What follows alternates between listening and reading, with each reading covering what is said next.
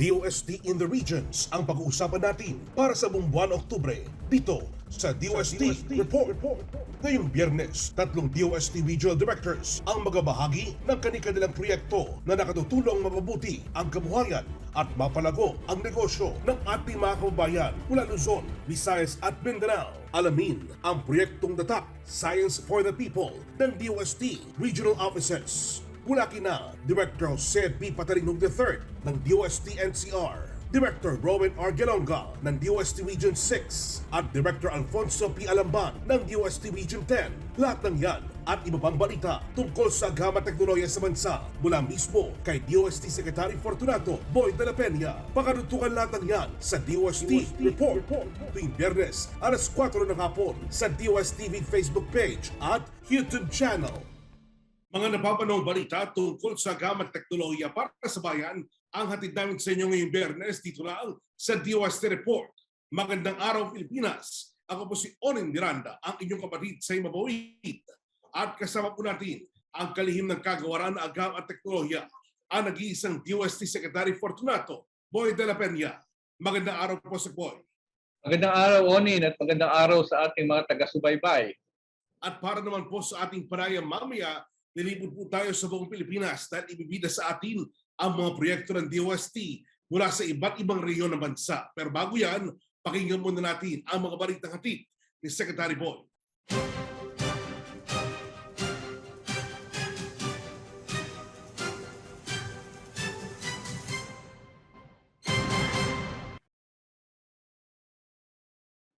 Salamat, Onin. I will start with the kalusugan reports.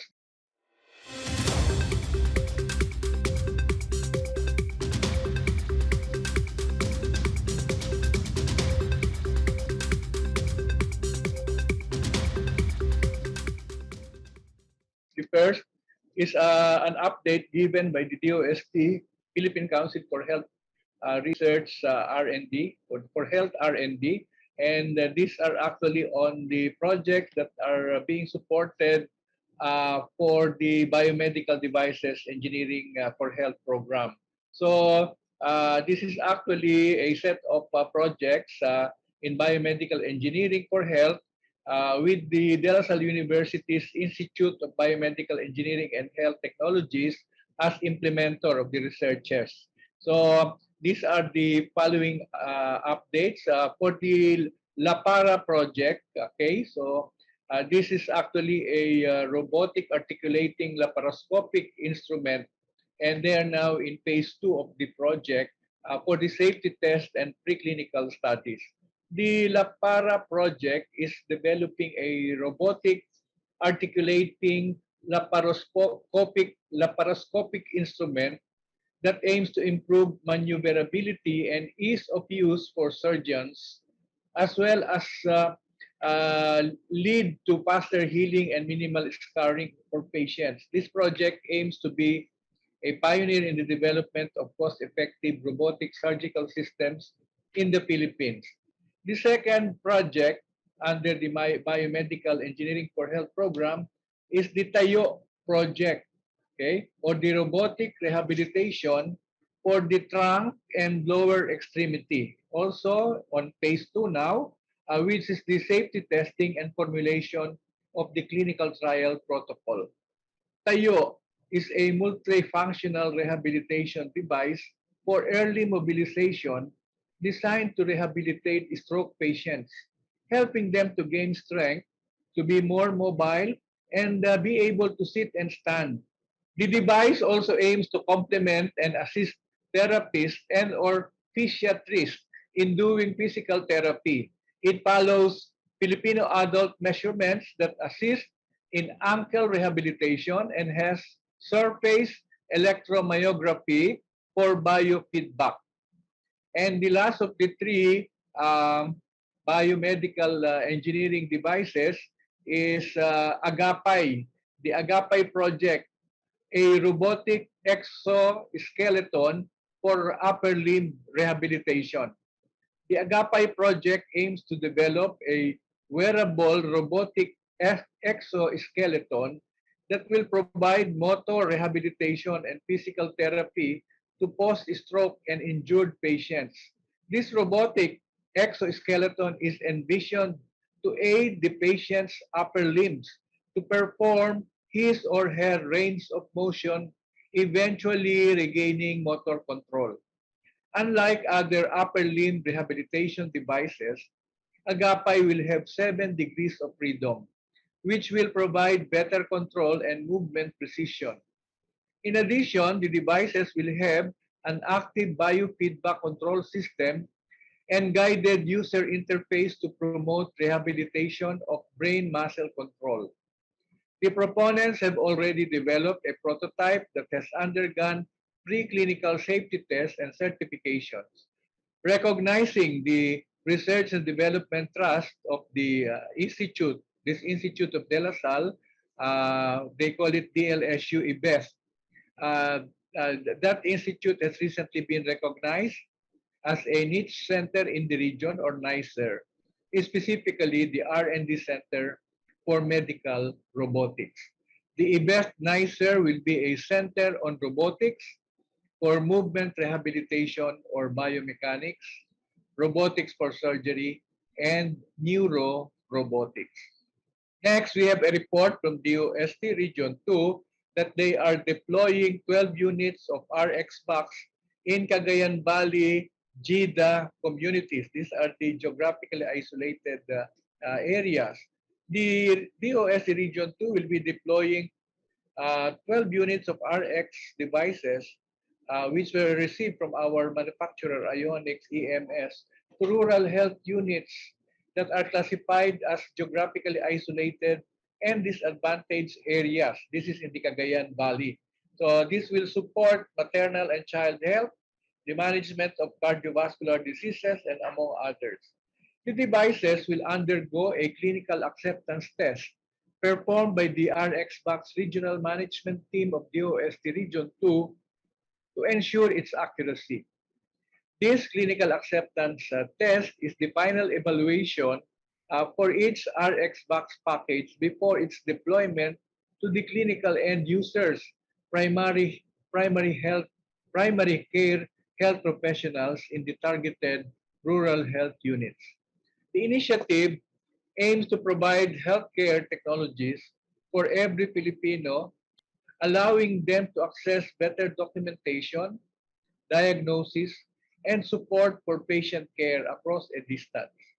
It is also one of DOST's efforts to bridge the gap among the rural health units in the geographically isolated and disadvantaged areas, and to bring science and technology services closer to the people.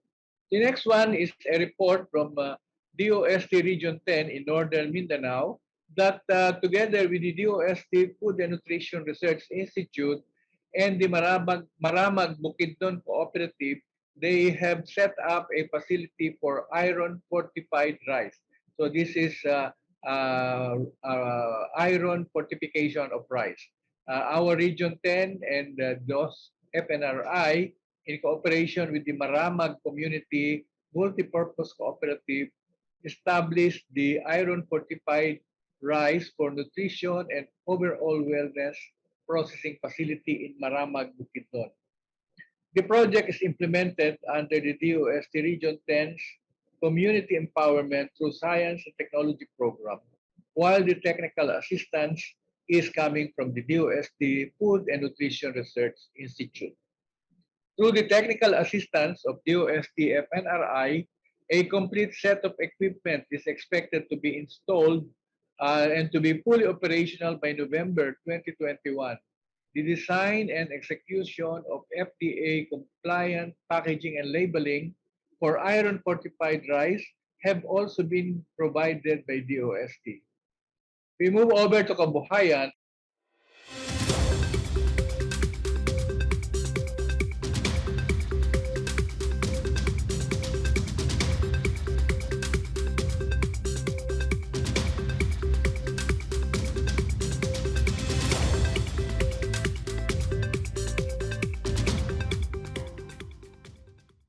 And the first report is coming from DOST Region 8, saying that they are supporting the Bamboo Industry Development Program in Borongan City, Eastern Samar.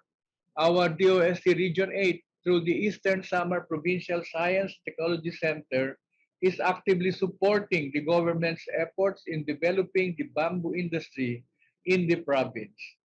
In the latest bamboo industry stakeholders meeting held last September 16, 2021 at the Serenada Event Center in Borongan City, which was attended by several national government agencies, NGOs, the business sector, and the academe, our DOST in Eastern Samar reaffirmed its commitment to assist the bamboo industry by providing financial and technical assistance through the introduction of new technologies and equipment in bamboo processing.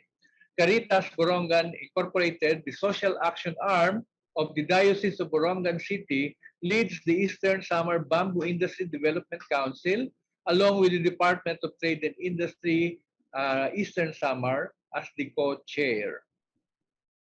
Next report comes from DOST Region 10, and they have actually partnered with the local government unit in Alubijid, Misamis Oriental, Alubihid, Misamis Oriental, LGU, which now supplies bamboo seedlings from the bamboo nursery that they initially jointly put up.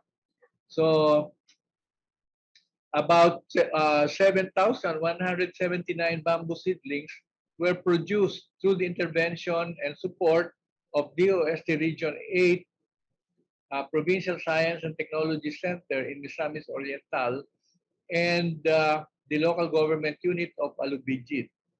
The initiative was made possible through the CES program under the Environment and Climate Change Adaptation Entry Point with approved funding of 250,000. Now from DOST Region 10, we move over to DOST Region 11 with a report on the upgrading of the technology for our Davao del Sur milk fish processors and oyster farmers. The DOST Region 11, through the Provincial Science and Technology Center in Davao del Sur, provided 10 ceramic filters to Balasinon Bangus Deboning Association and to Balasinon Oyster Farmers Association in Davao del Sur last August 27, 2021 for better opportunity. The provision of the technologies is part of the implementation of the DOST's Community Empowerment through Science and Technology project in the barangay. A computer printer was also provided for the improvement of their product labeling. Next item is a report from the DOST Philippine Textile Research Institute that they have entered into a footwear collaboration with private industry. This is under their project Development of Non-Woven Finishing Technologies Towards Alternative Leather. Our DOST Philippine Textile Research Institute and Risk Designs, an innovation leader in the local footwear industry, represented by its Chief Executive Officer, Cristal Guzman, joined by Mr. Kevin Theodore Skinker, signed the collaborative agreement for the development of the textile value chain in the particular case of footwear. The project aims to pilot test alternative leather materials developed from banana textile fibers.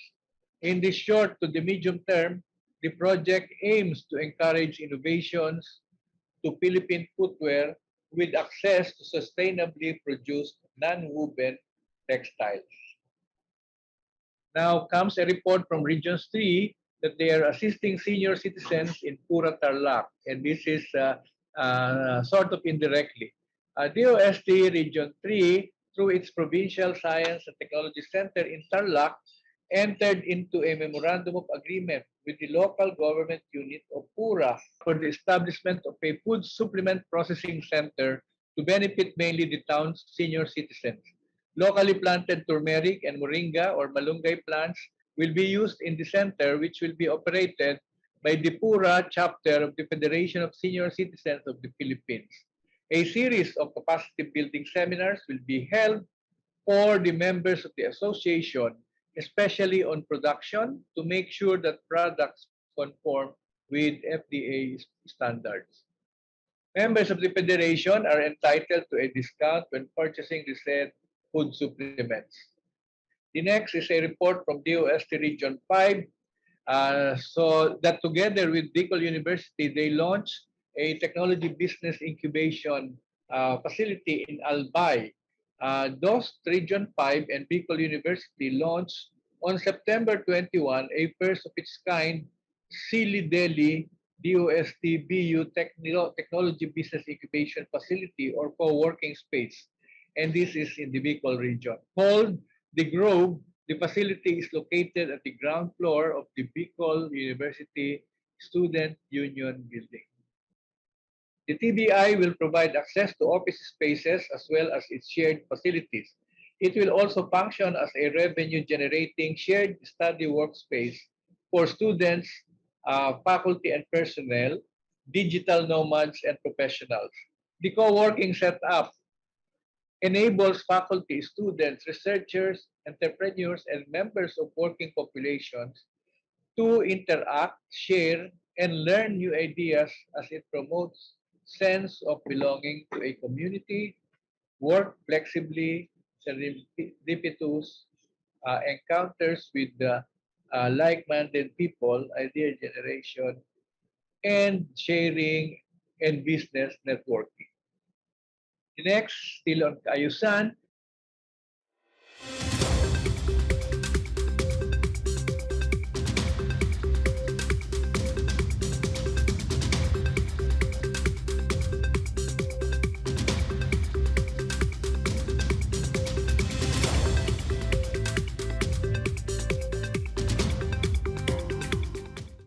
our DOST Food and Nutrition Research Institute Food Safety Grading System tools has now been set for public use. The DOST FNRI virtually launched its Food Safety Grading System tools last September 21, 2021 via Zoom conference and YouTube streaming. With the team star-rated na kainan, sigurado ang kalinisan. The grading system is composed of several tools or checklists. The food inspection checklist measures the compliance of food service establishments in terms of safe food handling and operational requirements. It is a standardized assessment tool that follows a risk-based approach, consisting of 6 pages and based on a merit system where compliance are given points. It contains an action plan to ensure non-compliance are recorded and followed up for appropriate action. DOST 12, meanwhile, installed another ramp pump for remote community water supply in Senator Ninoy Aquino Town in Sultan Kudarat. Our DOST Region 12 completed the installation of the ramp pump in Sitio Tupi Bato, Barangay Bitumbok, which is a far-flung area in the municipality of Senator Ninoy Aquino, Sultan Kudarat. The project, which is implemented under the Community Empowerment through Science and Technology Program, or CES, will enable more than 50 households gain access to clean water source. The project is a collaborative undertaking between the DOST Region 12, the local government unit, and the 7th Infantry Battalion. Next in our report is a report from the DOST Industrial Technology Development Institute, or DOST ITDI, that they have trained personnel from Meralco on a dual drum composter in support of their zero waste program. So last September 22 and 24, 2021, DOST ITDI conducted a virtual training to 15 Meralco employees on the use of a dual drum composter. The requested training was to help their logistics team be familiar with the operation and maintenance of 2 dual drum composters they acquired from El Angeles Machineries Corporation, or LAMACO. Meralco has launched its zero waste program to intensify the company's solid waste management practices.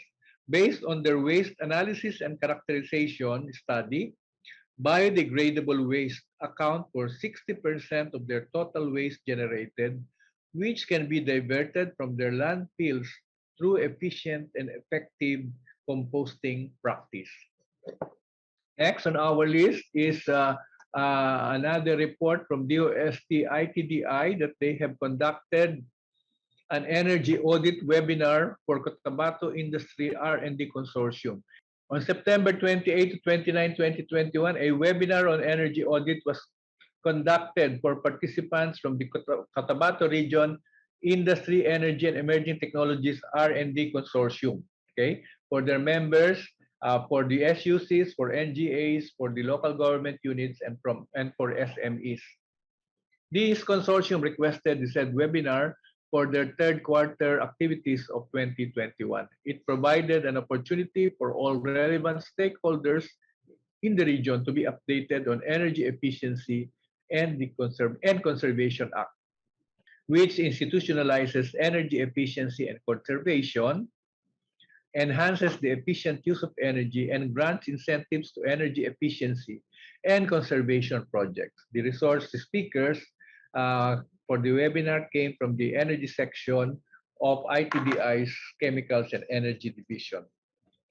Now, the next one is a report from our DOST Forest Products Research and Development Institute, or DOST FPRDI.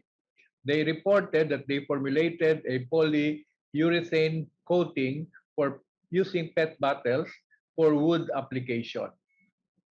Considering the country's high importation of raw materials for finishes and the high volume of unrecycled waste PET bottles in landfills, DOST FPRDI explored the recycling of these bottles and subsequent formulation of polyurethane coating for wood application. Polyurethane is used in the production of adhesives, sealants, and surface coatings.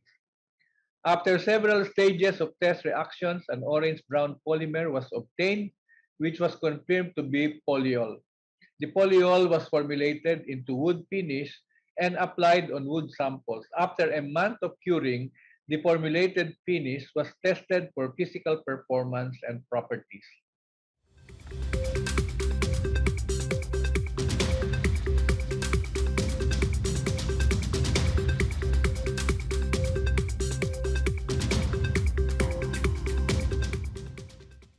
Now, another report from DOST ITDI, they reported that they received accreditation from the Professional Regulations Commission, Continuing Professional Development Council for Medical Technology.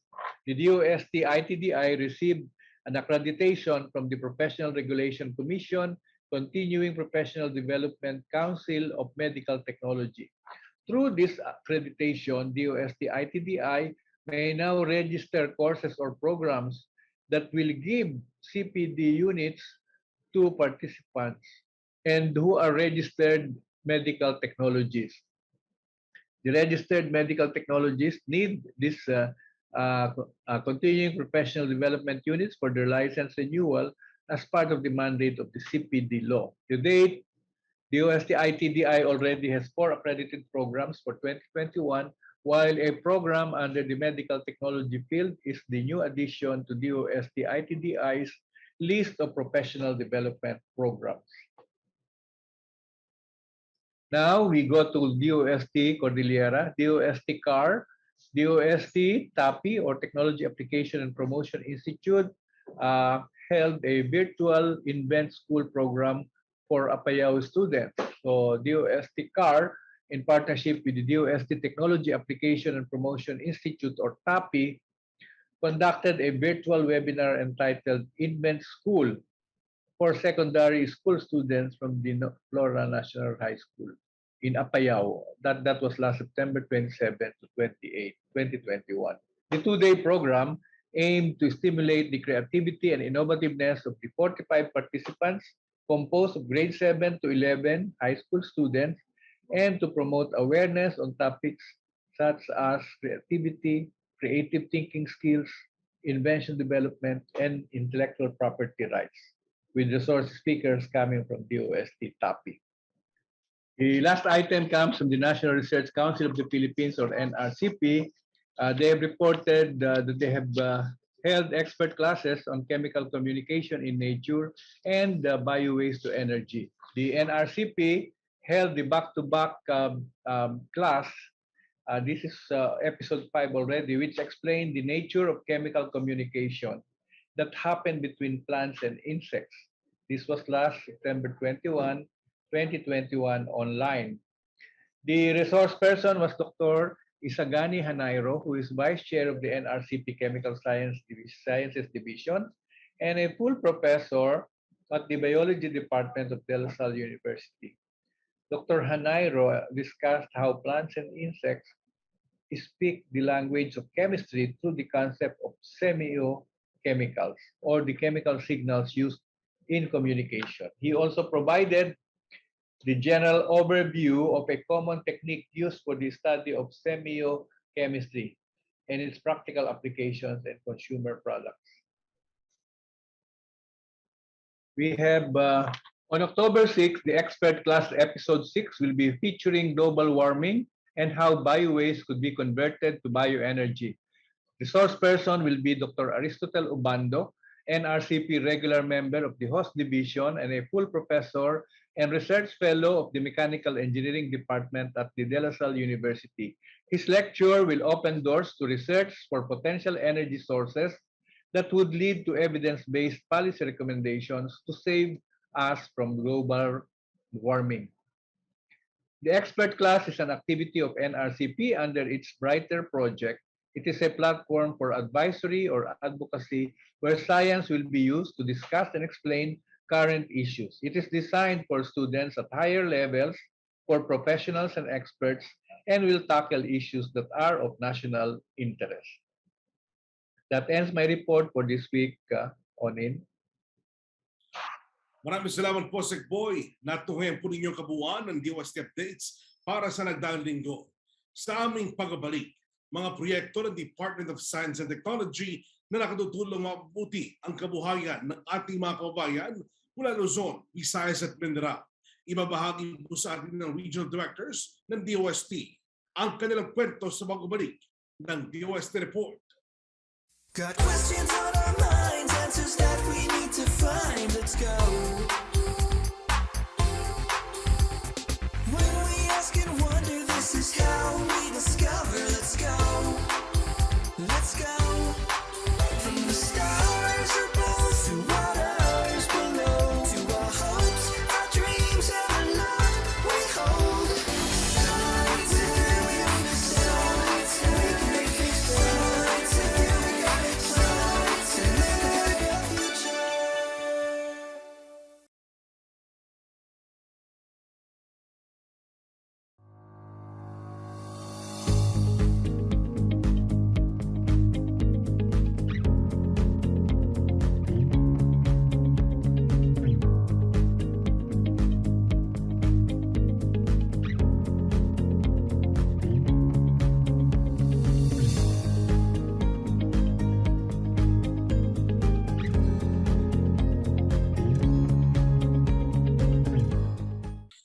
May pinakatutok sa DOST Report ang pag-unlad ng isang bansay nakasalalay sa agham, teknolohiya at inobasyon. Kaya naman ang Department of Science and Technology o DOST ay patuloy sa pananaliksik ng mga bagong kaalaman, sumusuporta sa mga imbensyon at inobasyong Pinoy, nagpapatayo ng mga research and development facilities, hinikayat ng ating mga scientists at researchers na nasa ibang bansa na magsagawa ng mga pananaliksik dito sa ating bayan. Pinalalawak ang ating mga S&T scholarship programs at nakikipag-ugnayan sa kapwa government agencies, industry sectors at academies sa iba't ibang reyon sa bansa. Tama ka, Onin. Sinisiguro natin na ang mga programa ng DOST ay makarating sa iba't ibang bahagi at sulok ng ating bansa sa tulong ng ating mga regional offices at regional directors, ano? At gusto natin kasi na maihatid sa ating mga kababayan ang ating mga programang naghahangad na magawa yung ating sinasabing science is for the people. Tama po, Sec Boy. Para sa unang Biyernes ng Oktubre, narito ang mga DOST Regional Directors na makasama natin ngayon. Mula sa Luzon, makasama natin si Director Jose P. Patalinhog III ng DOST NCR. Makasama din natin mula sa Visayas si Director Rowan R. Gelonga ng DOST Region 6 at mula sa Mindanao si Director Alfonso P. Alamban ng DOST Region 10. Simulan na natin ang ating kwentuhan. Magsimula tayo sa Luzon. Magandang araw sa iyo, Director Jojo. Magandang araw din, Secretary Boy. Magandang araw, Onin. At magandang araw din sa aking mga kasama, si R.D. Rowen at si R.D. Alamban. At kasama po na rin natin yung mga iba pang mga regional directors. Magandang araw po sa ating mga kasama po. Una po sa lahat, maaari po ba ninyo muna mailarawan sa amin ang maikling profile ng NCR at ano po ba ang kaibahan na magawain ng DOST NCR kung ikukumpara sa ibang mga rehiyon? Ang National Capital Region ay binubuo ng 16 cities at isang municipality. Ang barangay nito ay nasa 1,710 barangays covering in an area of almost 620 square kilometers. Ang populasyon ng National Capital Region ngayon ay nasa 13,484,464. Nung araw, bago magpandemya, umaabot ito sa daytime population of 15 million. Ang pinakamalaking populasyon dito sa atin sa National Capital Region ay ang Quezon City. Ito ay merong 2.9 million na populasyon at ang pinakamaliit ay ang munisipalidad ng Pateros na merong 65,000 na katao. Itong mataas na populasyong dito sa Kalakhang, Maynila, nagtatranslate ito ng pangangailangan para sa karagdagan na suporta mula sa gobyerno. Kaya tayo dito sa DOST NCR ay nag-extra effort tayo para ma-reach out natin, maabot natin, at mapadala natin ang science and technology solutions at innovations doon sa mga area kung saan nangangailangan ng serbisyo natin. Ang isa sa mga DOST flagship program natin na ini-implement, ito talagang yung malaking proyekto natin dito sa NCR ay yung Community Empowerment through Science and Technology o yung CES natin na balak natin na tumulong sa mga poor communities natin dito sa ating rehiyon. Sa ibang rehiyon natin, ito ay usually ini-implement doon sa tinatawag na Geographically Isolated and Disadvantaged Area or yung GIDA o yung Conflict-Stricken Area. Pero dito sa NCR, given na we are composed mostly of highly urbanized cities, ina-identify natin yung mga beneficiaries natin at yung mga partners natin mula doon sa kanilang dami ng populasyon sa kanilang area. At also doon sa obvious reason na dahil sa kahirapan, dahil meron tayong mga urban poor dito, marami tayo dito, ay yun yung mga basihan para tulungan natin sila under the program of Community Empowerment through Science and Technology. Ngayon, patungkol naman sa mga micro, small, and medium enterprises, ang majority ng MSMEs ay matatagpuan dito sa NCR. 21.1% or 201,123 business establishments ay makikita at matatagpuan dito sa National Capital Region. Majority ng trabaho ang gine-generate ng MSMEs ay National Capital Region, kung saan meron tayong 1,531,256 jobs generated out of the 5,318,815 jobs generated of MSMEs sa buong bansa. Ito ang rason kung bakit ang DOST NCR ay ini-intensify natin yung pagpapatupad, yung pag-implement ng Small Enterprise Technology Upgrading Program o yung setup program natin para ma-reach out natin yung marami pang kasama natin ditong MSME dito sa National Capital Region para matulungan natin maiangat at maiangat yung antas ng kanilang paggagawa ng kanilang mga produkto, yung kanilang pagmamanufacture ng kanilang produkto using science, technology, and innovation. Kasi alam natin, base nga sa mga data at sa statistics na nabanggit natin, ay napakarami pang hindi natin aabot dito. Matatagpuan dito sa National Capital Region ang napakaraming state universities and colleges at higher education institutes. Kaya nga makikita natin na napakaraming research and development activities na nagaganap dito sa NCR. Meron din tayong niche center dito at mga beneficiaries ng mga cradle program po natin. Ang DOST NCR in terms of proximity ay malapit lang dito sa mga ahensya at mga research development institutes, service institutes sa central office natin, ano. Kaya mabilis tayong nakakatulong kung ano man ang pangangailangan ng mga ahensyang ito. Ang DOST NCR ay mabilis na nakakatulong at nakakapagbigay ng karampatang assistance sa mga ahensyang ito. Director Jojo, ano ang mga halimbawa ng inyong mga programa na masasabi nating naging matagumpay at ano rin ang mga recognition na inyong nakamit dahil sa mga successful programs na ito? Alam nyo, nung ako'y nagsimula po bilang regional director dito sa DOST NCR, isa ho sa aking priority talaga ay mapalapit ho ang serbisyo ng DOST NCR sa ating mga kababayan dito sa Kalakhang, Maynila. Kaya po, inilunsad natin ang mga clustered area Science and Technology Center natin o yung mga satellite offices natin para mapalapit ang serbisyo ng DOST sa ating mga kababayan.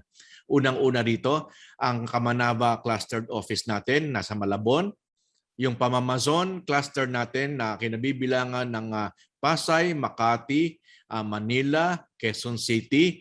Ito po, meron kaming opisina na pinagkaloob po ng Philippine Science High School. Nandoon po kami ang satellite office namin.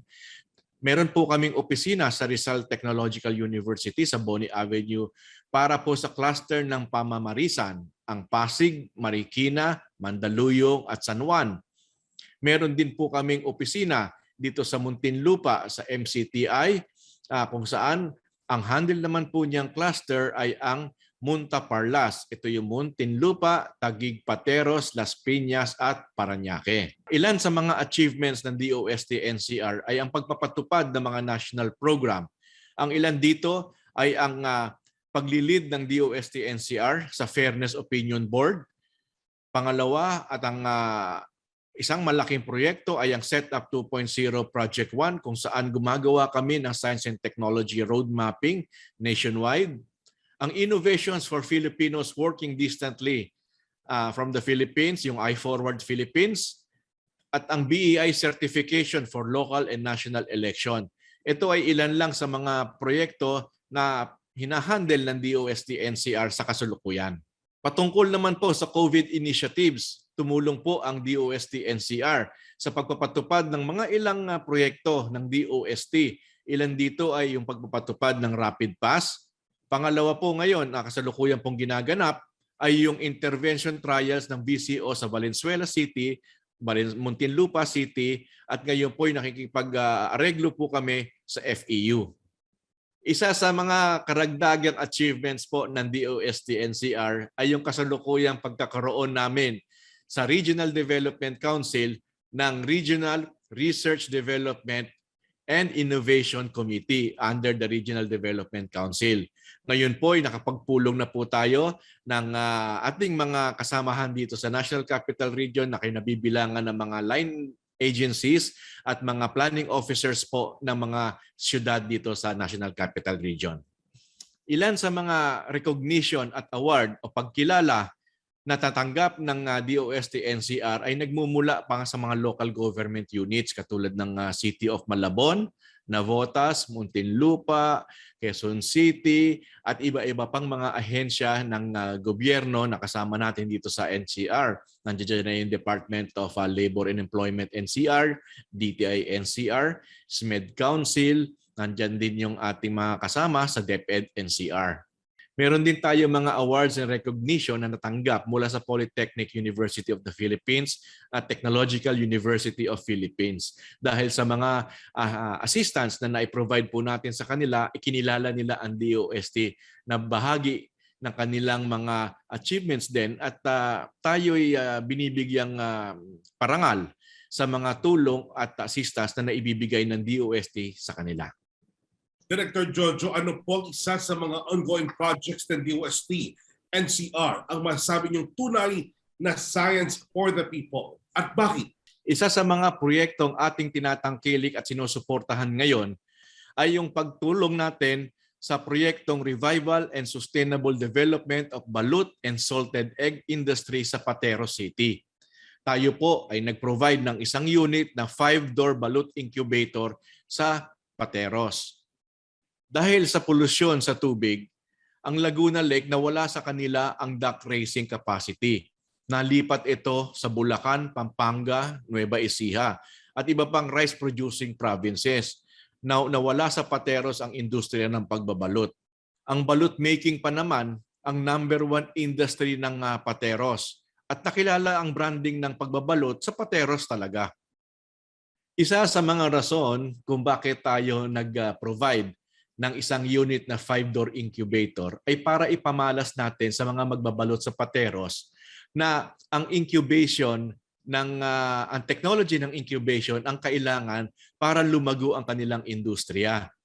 Kasi nung araw, ang ginagamit lang nila ay yung mano-mano, yung tinatawag nilang tao-tao system lang. Pag tag-init, dinadagdagan nila ng pampalamig, electric fan. Ngayon kung tag-ulan naman, dinadagdagan naman nila ng pampainit using yung ipa ng palay. So hindi talaga ma-standardize ang pag-i-incubate ng pagbabalot natin. Nahihirapan sila doon. Kaya maraming wastage ang pagbabalot sa Pateros.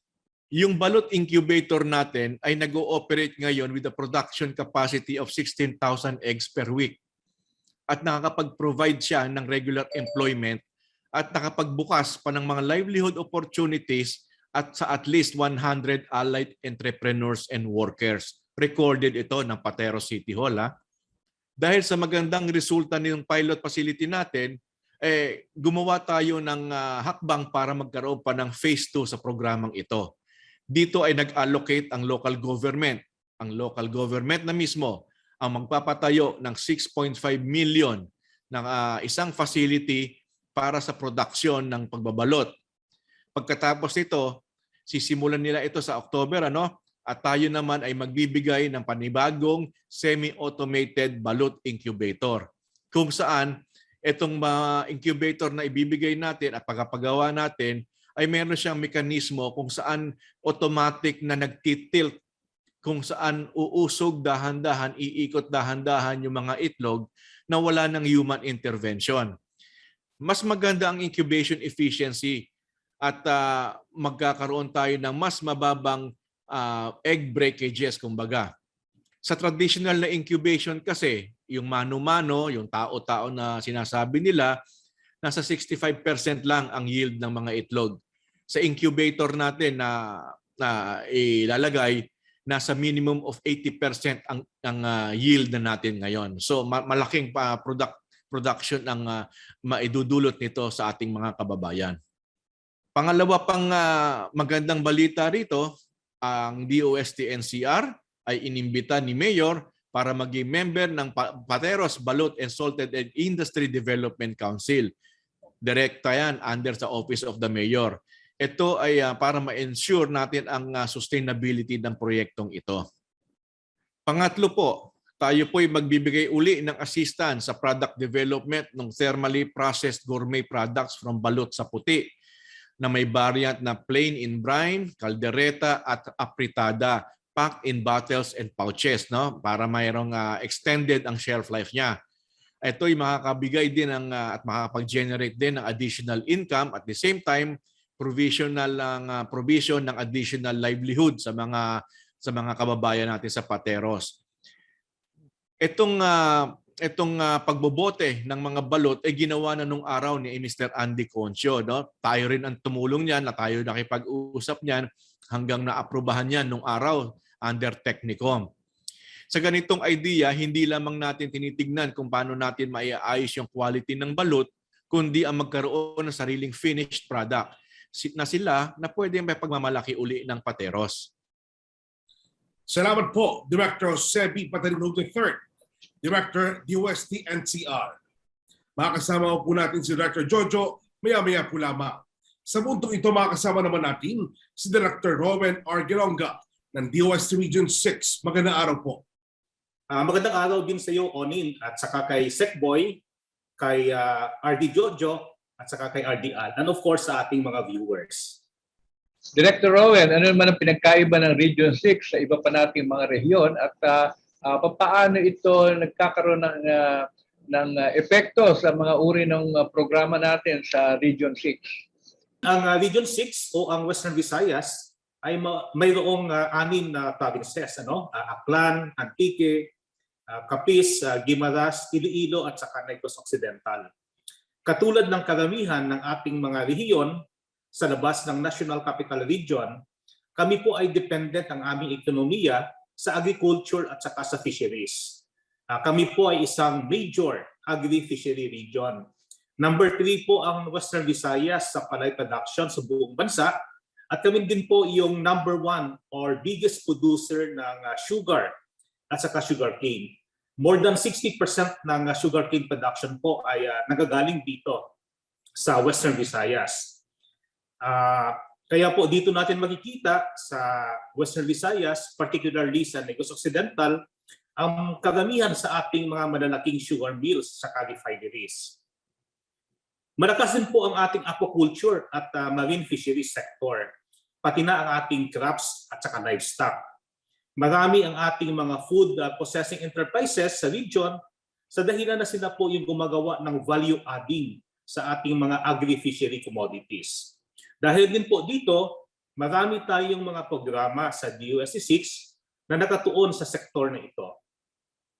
Ang Region 6, kasama po yung Region 7 at saka yung Region 8, o yung mga DOST Visayas regions, ay kakaiba kami dahil kami talaga mga island regions. Ang Visayas regions, pwede mo siyang sabihin na parang archipelago within an archipelago.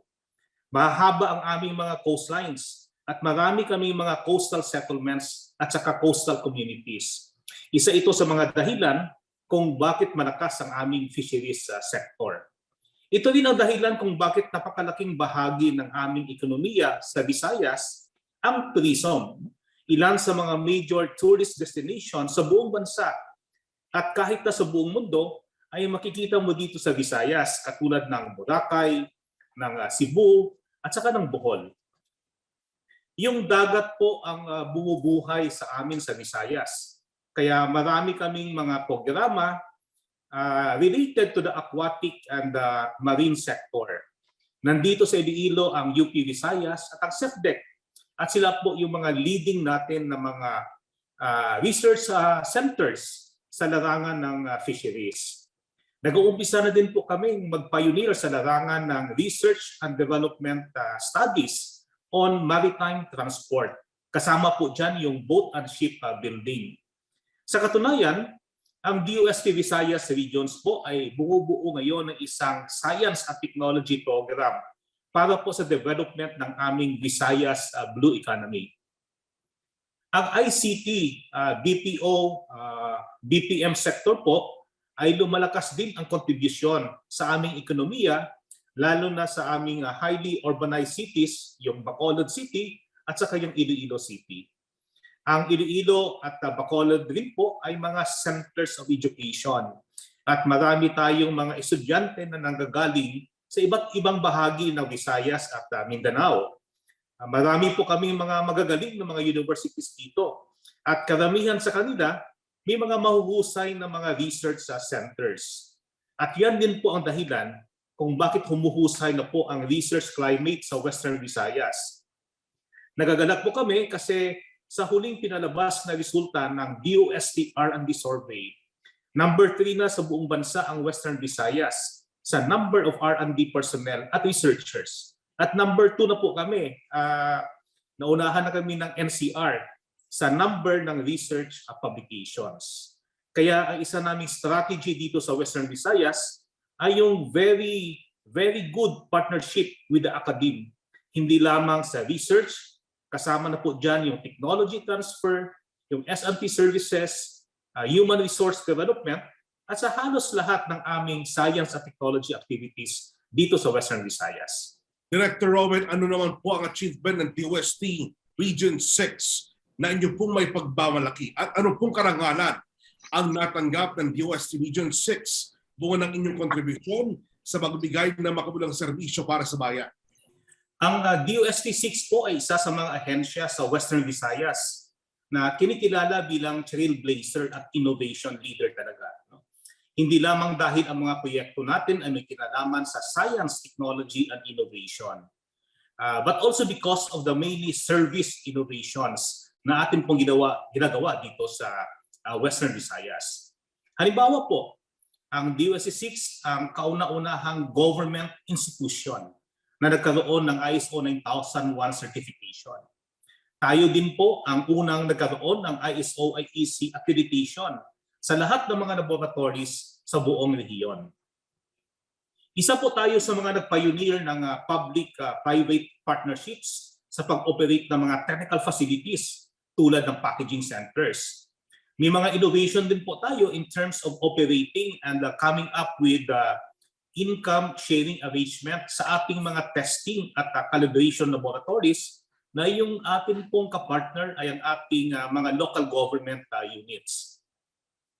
Kinikilala din ang DOST 6 bilang pioneer sa paggamit ng digital technologies, hindi lamang sa ating mga proyekto at sa ating mga services, but more importantly sa ating pong mga internal business operations. Meron po tayong mga ICT-driven projects na ginawa po namin dito sa DOST 6, ngunit ito po ay ginagamit na ngayon nationwide. Katulad po ng DOST One Expert Project at ang atin pong SPAS Travel Management System. Ang SPAS po ay sa kasalukuyan meron ng around 3.5 million users sa buong bansa.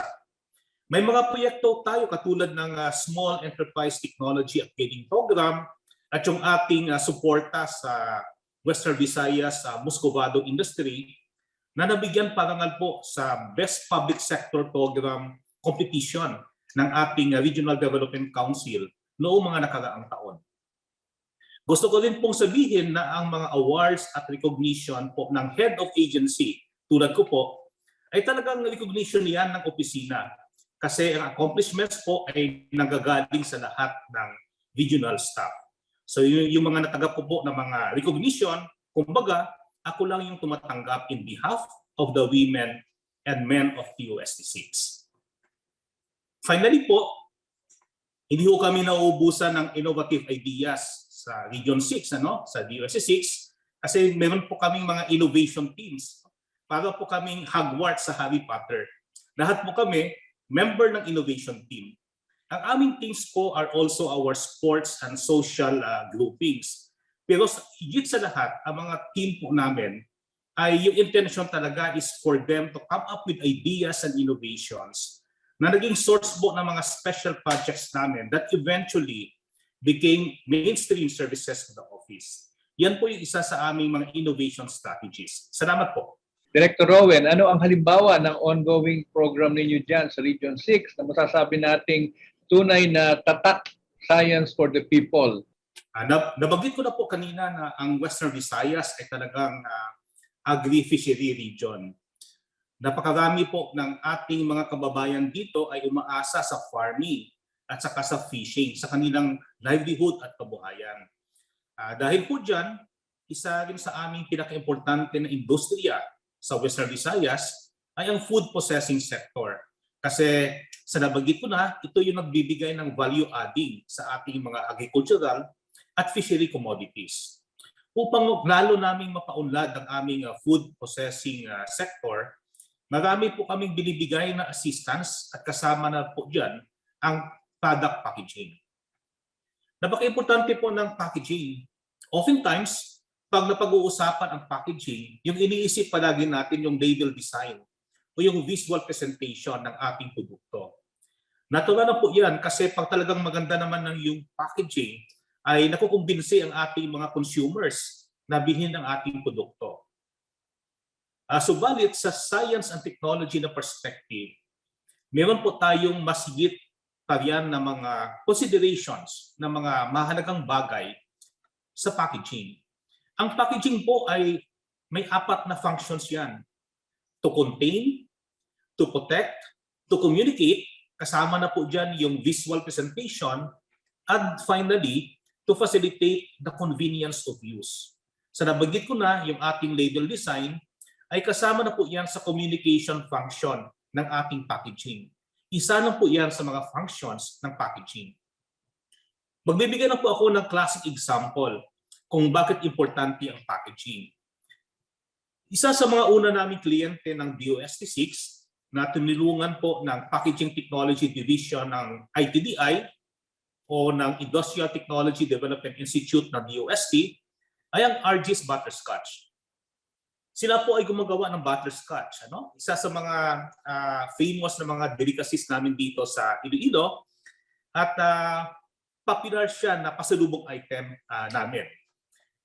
Yung ating pong butterscotch, yung traditional na pag-package niyan ay gumagamit po yan ng cellophane. Binabalot po yan ng cellophane. Makalumang packaging po yan at hindi po yan bagay sa mga food products. Manipis po ang cellophane, hindi siya magandang barrier sa oxygen, sa moisture. At saka yung cellophane po ay pwedeng mag-contaminate yan ng ating produkto. At dahil po dyan, yung dati nating butterscotch, mga 4 to 5 weeks lang, spoiled na po siya. Ganon lang kaikli yung kaniyang shelf life. Diyan po pumasok si DOST at babanggitin ko ulit sa tulong po ng Industrial Technology Development Institute, nakapagbigay po tayo ng technical assistance sa pag-develop ng mas magandang packaging material. So tama po yung ginamit na material, maganda po yung kaniyang barrier, hindi po nakakapasok yung oxygen, hindi po napapasukan ng microbial growth, at tamang paggamit ng packaging equipment para yung pag-seal ng ating packaging material talagang airtight siya. So yung dati nating shelf life na 4 to 5 weeks, dahil sa tamang packaging, naging 4 to 5 months na siya. Napakalaki po ng impact nito sa ating kliyente dahil napalawak po yung market. Dati kasi kailangan pag napas isang buwan, maibenta mo yung produkto mo. But dahil sa mahaba na po yung kaniyang shelf life, pwede na po natin i-export at ibenta yung mga produkto natin sa malalayong mga market natin. Nang ipinakita po natin sa ating mga micro, small, and medium enterprises, naintindihan na po nila kung gaano kaimportante, gaano kahalaga ang tamang packaging. Diyan po kami nagsimula at sa ngayon, mahigit 1,000 enterprises na po yung tinulungan natin dito sa Western Visayas sa area ng packaging. Nag-partner po kami sa isang non-government organization, ang Taytay sa Kauswagan Incorporated or TSPI, at kami po more than 10 years ago ang nag-establish ng kauna-unahang toll packaging center sa Visayas at saka sa Mindanao area. Nakipag-partner din po kami sa aming mga local government units. Yung kanila pong mga micro, small, and medium enterprises ay tinutulungan namin sa packaging. At sila naman po ay may kanila ding mga counterpart. Sila yung nagbibigay ng other financial support and other technical assistance. Nagpartner din po kami sa Department of Trade and Industry at karamihan po sa mga kliyente ng DTI ay pinapasa po nila sa amin sa DOST para maayos namin yung kanilang mga packaging. Ganon din po yung ating partnership sa Department of Agriculture or DA. Kami po ay pinunduhan din ng DA para maayos natin yung packaging ng ating mga agribusiness enterprises. So, aside from assisting the agribusiness enterprises being supported by DA, malaking component din po ng ating partnership sa DA ang capacity building para po makapag-establish tayo ng maraming packaging experts sa Western Visayas. So, gumawa pa kami ng isang technical guide for agribusiness enterprises. Ito pong technical guide natin ay ang intensyon ay magamit ito ng ating DOST, DA, tsaka local government unit ng mga extension personnel. So that instead po na pumunta pa sila sa aming regional office, doon mismo sa ating mga bayan-bayan, sa ating mga probinsya, ang ating mga technical extension personnel ay pwede na po mag-assist sa ating mga MSMEs at saka sa agribusiness enterprises sa area ng product packaging. Nagipagtulungan din kami sa Central Philippine University or CPU para sa pag-develop ng kauna-unahang Diploma in Packaging Technology course sa buong bansa. Ang CPU din po yung only university in the Philippines na nag-o-offer ng BS in Packaging Engineering. So ito pong ating Diploma in Packaging Technology, may first batch po tayo ng mga students. Lahat po sila scholars ng Department of Agriculture. Yung 10 po dyan galing sa DOST, 10 galing sa DA, at may 5 po tayong mga scholars coming from selected universities and colleges in Western Visayas. Eventually, yung target po natin na ang CPU makapag-establish ng NICER Center for Packaging Technology para lalo namin mapaangat ang packaging industry sa Western Visayas at sa buong bansa. So, Onin, Secboy, yun po yung aming mga major accomplishments sa larangan ng packaging assistance dito sa Western Visayas.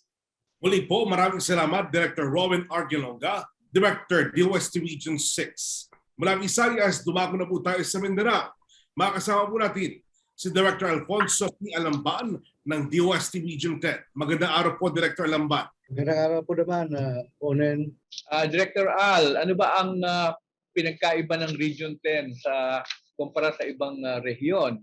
Pwede bang medyo bigyan mo kami ng ideya kung ano ang profile ng Region 10 at paano ito nakaka-apekto sa inyong mga programa? Salamat po, Secboy. Itong Region 10 po ay tinatawag na gateway to Mindanao. Meron po siyang 5 provinces at saka 9 cities. May population about 5 million. Yung pinagmamalaki po namin, yung per capita output of the region at 163,952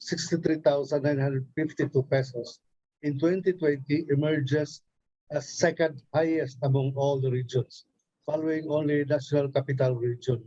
Despite the downtrend in the wake of the pandemic and performing higher than the Philippine average of 161,000 pesos.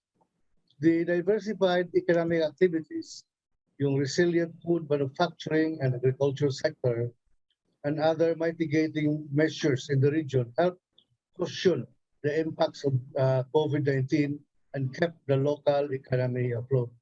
We also have a very active and accomplished Chamber of Commerce and Industry, a Hall of Famer as most outstanding chamber of the PCCI, and we have a number of dynamic members of the academic institution, yung mga big state and private universities and colleges po. Director, sigurado po tayo na maraming proyekto at programa na ang nagawa po ng DOST Region 10. Dr. Alamban, ano naman po ang achievements ng DOST Region 10 na talagang may pagmamalaki po ninyo? Yes, Onen. Last week lang, we have just been awarded as the most outstanding member of the Regional Development Council in Region 10. May pagmamalaki namin yan. It's a recognition by our peers here in the region. And we'd like to consider that as an affirmation of the commitment and dedication of our staff to provide excellent services to its people. No? So, dami na namin natulungan mga enterprises, about 361 enterprises sa setup, total of 368 million. Yun naman sa LGIA, we have 172 projects, 113 million yun. We also have 3 NICERs in the region, yung Seco Comber, Bamboo at saka Polymers. And ang ipagmamalaki namin yung successful implementation namin ng project in connection with our being the pilot region in the Regional Inclusive Innovation Center. Yung OROBEST, sabihin, optimizing regional opportunities for business excellence through science and technology. At saka yung ILIGA-NICE, it's innovation through leveraging industry, government, academic network for inclusive engagement of our communities. These are aimed for small and medium enterprises to increase their productivity and competitiveness by adapting scientifically developed technologies. We have done this through strengthening industry academic linkages.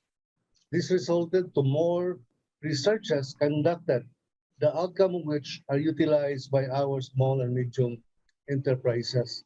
Now, more and more people are talking about innovation and applying it for innovative solutions to challenges in our midst. Pati na rin yung mga hospitals ngayon na nagkakaproblema sa facilities nila in the midst of the pandemic are talking to our para makapag-develop ng mga technologies na tutulong sa kanila sa pag-address ng challenges ngayon sa pandemic. Dr. Al, ano ang ongoing project ninyo diyan sa Region 10 na masasabi natin talagang Science for the People project at bakit mo nasabing gano'n? Yeah, yung Orobes na pinagmamalaki natin, Secboy, ay marami ng research and development na na-implement. And nakakuha tayo ng 10 million total na support para sa kanila. Example nito yung spirulina research na ginagamit ng isang enterprise dito, yung Green Pasture, for the production of moringa food supplement.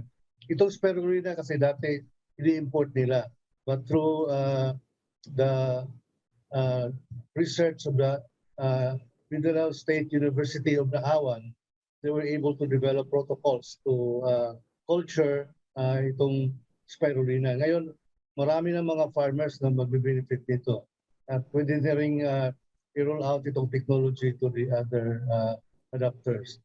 Another one, yung sa Cagayan de Oro handmade innovation, meron silang product na paper clay na ginagamit na raw materials. Ini-export na nila ito, Secboy.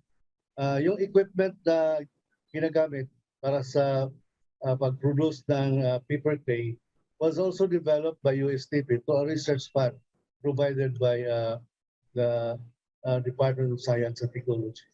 Yung nicer natin sa Cucumber, isa itong high value export. And then soon ang ating mga fishermen will have augmented their income by applying the protocols for cucumber farming. At saka itong sa bambo, pinakamalaga para sa amin kasi yung benefit niya nagka-cascade down to the indigenous people o Bukidnon. Hindi lamang sa mga negosyante, hindi lamang sa mga academic, pati na rin yung mga indigenous people. Nagbe-benefit dito, Secboy. Maraming salamat po, Director Alfonso P. Alamban, Director DOST Region 10. Secboy, baka may mga nais pa kayo mabatid sa ating mga panauhin at mga taga-subaybay. Gusto ko lang sabihin na ito yung ating unang episode ng DOST Report for the month of October na ang ating i-feature sa ating mga interviews ay ang mga regional directors ng Department of Science and Technology. So nagsimula tayo ngayon sa ating regional director from the National Capital Region, from the West Visayas region, and also for the Northern Mindanao region. At nakita naman natin ang napakalaking role ng aming mga regional at provincial offices para sa pag-deliver ng mga science and technology services.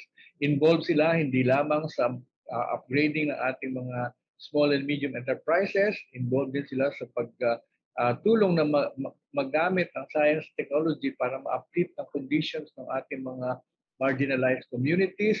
Involved sila sa ating pag-i-implement ng ating scholarship programs. At ngayon ay mas lumaki na ang role ng region sa coordination ng R&D programs at the regional level. At nabanggit nga yan, halimbawa yung mga NICERS na tinutoy ni Director Alamban. Ito ang aming kumbaga sa strategy for inclusive development. Palakasin ang rehiyon sa pamamagitan ng science and technology at ng ay mabawasan ang hindi pagkakapantay-pantay. Nakakatuwa ang mga proyekto nila sa iba't ibang rehiyon. Hindi naman lahat ay pare-pareho, depending sa needs ng isang region at sa mga opportunities na available.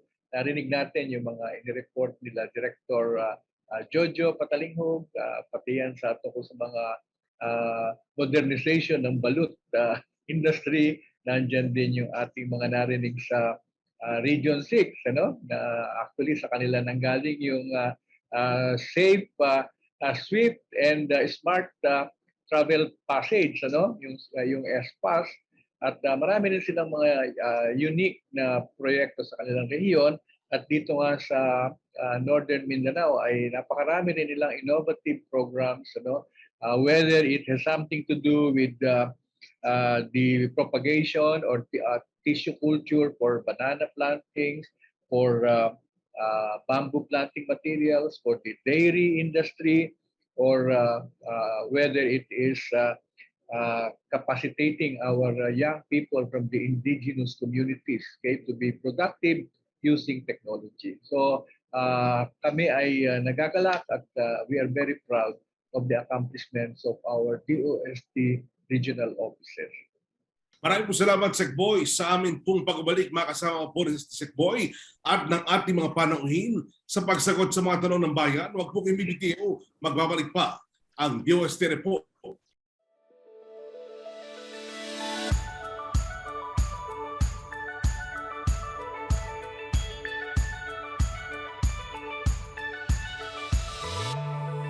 Pagitan ng ginagawa ng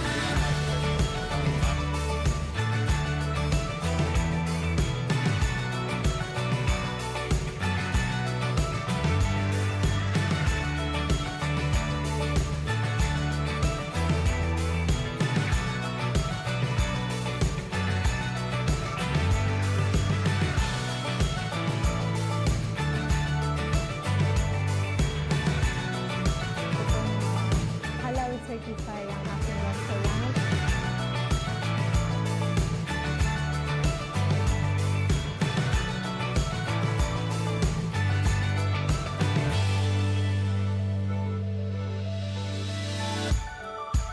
Si Secretary Fortunato Boy de la Peña mula sa DOST, Ako ang iyong co-host, Jego Reyes. Pinoy Popular Science para sa lahat.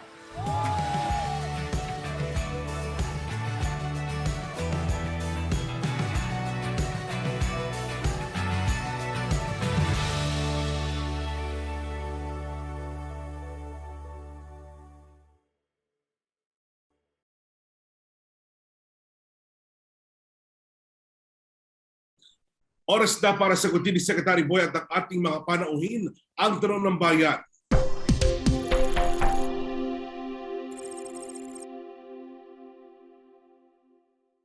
Tanong po ito para kay Director Alamban. What makes this Innovation Center inclusive regionally? What do you think will be the long-term benefits of RIIC? Yung mga relevant enablers dito sa region are invited to join in, and we converge to attain some levels of synergism. Kaya kasama natin dito yung DTI, yung mga Chamber of Commerce and Industries, yung mga universities. No? Dito yan sa enablers. Doon naman sa mga beneficiary, 5 areas yung tinitingnan natin. Una-una, yung research and development agenda natin is demand driven. Kinukuha natin yung mga inputs galing sa mga users of technology, kagaya ng mga small and medium enterprises, kung ano yung challenges na hinaharap nila para matugunan naman sa mga research and development na gagawin ng akademiko. Pangalawa, yung mga technologies na ina-adapt na ngayon ng mga small enterprises are products of talagang research at scientific talaga yung mga parameters to. Yung mga research and development institutions galing sa academe, mahalaga na ma-utilize yung mga outputs ng research nila. Kaya dito yan nagagawa sa Regional Inclusive Innovation Center. May mga startups na tayo na nagbe-benefit dahil sa stronger innovation ecosystem.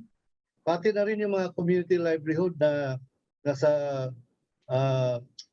medyo malayo sa urban centers are benefiting by scaling up their enterprises. Hindi lang lamang livelihood yan, nagiging enterprise na yan, utilizing advanced technologies. No? So long-term benefit nito, increased productivity ng ating mga enterprises, and also the promotion of an innovative mindset na nakakatulong paghanap ng solusyon sa mga problema dito sa region. Ito'y tanong mula kay Josephine Agapito ng Radyo Aguila for Director Patalinog III. Do you have data on the status of balut such that revival becomes significant? Salamat po sa katanungan yan. Nabanggit natin ho kanina na wala na po talaga yung balut producer sa Pateros, pero yung brand ng pagbabalot ay nasa Pateros pa rin. They continue, kung meron mang nantitira pa, ay patuloy lang nila ginagamit ang traditional na method ng pagbabalot, no? Yung manual, yung tinatansya-tansya lang yung pag-incubate ng itlog. Kung hindi man sila nalulugi, marami doon ay nawala ng nananegosyo. Pangalawa, yung mga traders na lang ang nai-involve sa balut industry. Yung producers naman galing sa ibang probinsya, sila yung nagpapadala ng balot dito sa atin at minsan hindi pa maganda yung kalidad. Kaya po napag-isipan na ng lokal na pamahalaan ng Pateros, katulong tayo diyan ang DOST, na ibalik yung pasiglahin at ibalik yung industriya ng pagbabalot kasi yung technical expertise, yung ating mga kasama diyan sa Pateros, nandiyan pa yung mga experts na magbabalot talaga na merong modernong pag-iisip kung paano gagawin at palalakasin at pagagandahin ang pag-produce ng balot. Ito po'y tanong mula kay Ara Perez ng DZMM Teleradio. How are your respective projects coping with the COVID-19 situation in the country with over a year into the pandemic? And what can you say were the significant accomplishments that made substantial impact to our people? Salamat po sa question. Siguro yung masasabi ko lang is that yung DOST 6, kasama na po dyan yung halos lahat ng DOST regional offices, hindi po nahirapan sa pagtuloy ng serbisyo namin sa aming mga micro, small, and medium enterprises. Kasi po, bago pa po naganap ang ating COVID-19 pandemic, ang DOST po ay unti-unti nang lumilipat into digital platforms sa pag-deliver po ng ating mga services. Siguro po, aware naman kayo doon sa ating DOST One Store, yung ating e-commerce na portal. Meron tayong One Lab, yung services po ng ating laboratories, pwede mong ma-access online. Meron tayong One Expert na nagbibigay ng online-based na mga consultancy services. No? So yung DOST po, mukhang ready siya na mag-continue ng ating mga services notwithstanding what is happening right now sa buong bansa. Yung effect lang talaga po ng pandemic is that bumagsak po yung operation ng karamihan sa ating mga micro, small, and medium enterprises. But yan nga po yung focus ng assistance ng DOST, tulungan po silang makabangon uli. At mabangitin ko lang uli, hindi naman po kami masyadong nahirapan dahil karamihan sa aming mga services at proyekto po ay virtual na yung isang mode of delivery. Salamat po. Maraming salamat po, Director Alfonso Alambani. Maraming salamat din po kay Director Jojo Patalinhog at Director Rowan Gilonga. Muli po maraming salamat din, Secretary Boy. Mga kaibigan, abangan niyo po ang bagong programa ng DOST na hatid namin para sa mga kids at kids at heart, ang Anin Magham. Simula po sa darating na Lunes alas 8 ng umaga at abangan din ng Expert Talk Online tuwing Miyerkules at Bantay Bulkan tuwing Webes alas 5 ng hapon kasama si Jel Miranda sa DOST TV Facebook page at YouTube channel. Mas marami pang balita mula sa mundo ng siyensya at teknolohiya ang ating pag-uusapan. Kaya tutok lamang po tuwing Biyernes alas 4 ng hapon dito sa DOST TV Facebook page. Ako po si Oren Miranda. Ito ang mga balita may kinalaman sa siyensya at teknolohiya para sa bawat Pilipino straight from the S&T Authority ng bansa. Ito ang DOST Report